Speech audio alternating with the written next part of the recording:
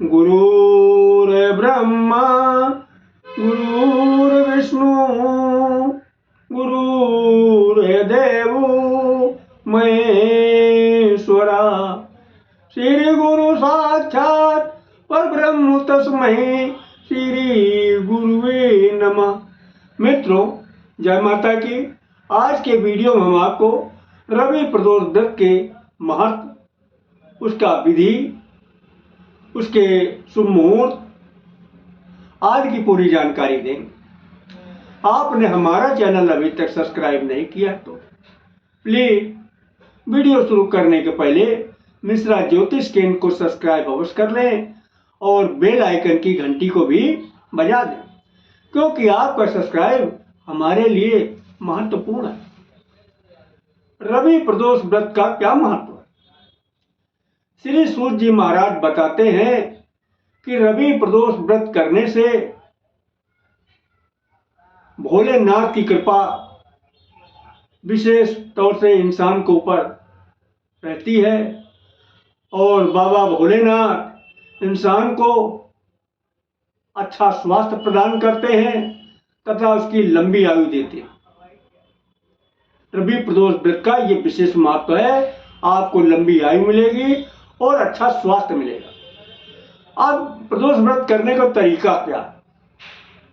ब्रह्म मुहूर्त में उठ जाइए, शौच आदि क्रिया से निवृत्त होइएगा, स्नान करके स्वस्थ वस्त्र धारण करिए, भगवान शंकर के सामने बैठकर दाहिने हाथ में पुष्प, अक्षत, जल, मिष्ठान, दक्षिणा आदि चीजें लेकर के संकल्प लीजिएगा और संकल्प लेने के बाद में ये सारी चीजें जमीन में डाल दीजिएगा।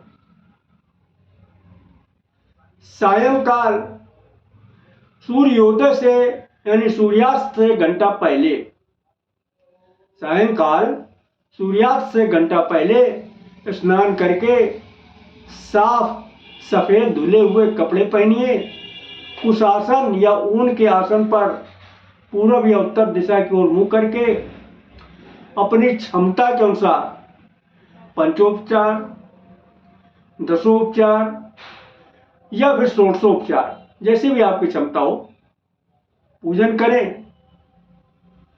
ओम नमः शिवाय मंत्र का जप करें या आपके गुरुदेव ने जो भी शिव जी का आपको बीज मंत्र दिया है उसका जप करें तथा व्रत कथा पढ़ें और व्रत कथा सुने। तो व्रत कथा इस प्रकार है। बहुत दिनों की बात है, एक गांव में एक गरीब ब्राह्मण रहता था। उसके परिवार में सिर्फ 3 ही लोग थे। गरीब ब्राह्मण रहते थे, उनकी पत्नी थी और एक उनका पुत्र था। उनकी धर्मपत्नी धार्मिक विचारधारा की थी, शंकर जी को बहुत मानती थी, शंकर जी से बहुत लगाव था और वो रवि प्रदोष व्रत रखती थी। एक दिन उनका लड़का गंगा जी गया स्नान करने, और लड़का एक दिन क्या, हमेशा गंगा स्नान करने का उसका नियम था, लेकिन दुर्भाग्यवश एक दिन जब वो स्नान करने जा रहा था तो रास्ते में कुछ चोर मिल गए। आजकल की भाषा में जिनको हम लोग राजन कहते हैं, तो कुछ राजन मिल गए। उस बच्चे को, मतलब उनके बेटे को पकड़ लिया।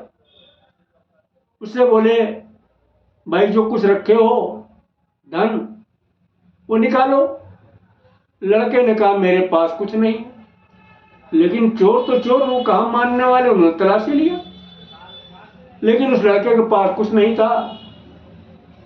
और फिर ये चोर थे, चोर खिसिया गए, लड़के को 2-3 थप्पड़ मारा, 2-3 थप्पड़ मार के भगा दिया, भाग जाए यहां से।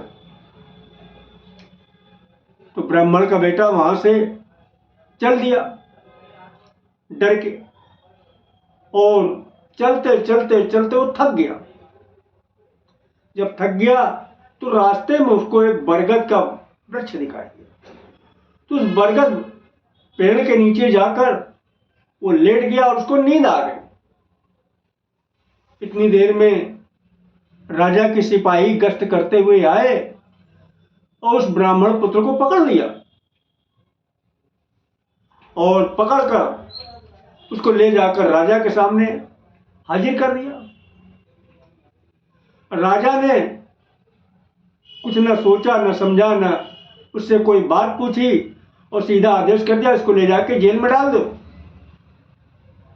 सिपाहियों ने उस ब्राह्मण पुत्र को जेल में डाल दिया। जब ब्राह्मण पुत्र जेल में चला गया तो इधर राजा को रात में सपना होता है कि हे राजा, जिस बालक को तूने अंदर बंद किया है जेल में, वो बालक का कोई अपराध नहीं है, वो बालक सच्चा बालक है। उसको तत्काल अपनी जेल से बाहर कर, नहीं तो तेरा राजपाट सब नष्ट हो जाएगा। राजा घबरा कर उठा। किसी तरीके से उसने रात पार किया। सुबह होते होते सिपाहियों को बुलवाकर ब्राह्मण पुत्र को अपने सामने बुलवाया। ब्राह्मण पुत्र से सारी बात पूछी। उसने जो दास्तान था, जो किस्सा हुआ उसके साथ, तो सारी बात बताई सच सच। राजा ने फिर ब्राह्मण पुत्र के माता पिता को बुलवाया। माता पिता को बुलवा के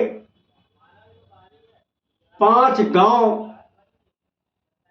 दान में दे दिया। 5 गांव दान में दे दिया। तो इस तरह जो है ब्राह्मण परिवार आनंद से रहने लगा। शिव कृपा से उसकी गरीबी दूर हो गई। ये सिर्फ कृपा उसकी पत्नी जो प्रदोष व्रत रखती थी, भोलेनाथ, उसकी कृपा से उसके बालक को जेल से निकलवाया और उसकी दरिद्रता दूर की। तो अपनी सामर्थ्य के अनुसार फलाहार या निराहार व्रत रखें, पूरे साल व्रत रखें, या फिर मात्र 11 प्रदोष व्रत रखें। लेकिन ये सब सारी चीजें संकल्प में ही क्लियर की जाती हैं और लास्ट में क्षमा याचना करते हुए उद्यापन करवा दें। तो इस बार रवि प्रदोष व्रत 11 दिसंबर रविवार 2023 को पड़ रहा है। बोलो शंकर भगवान की जय।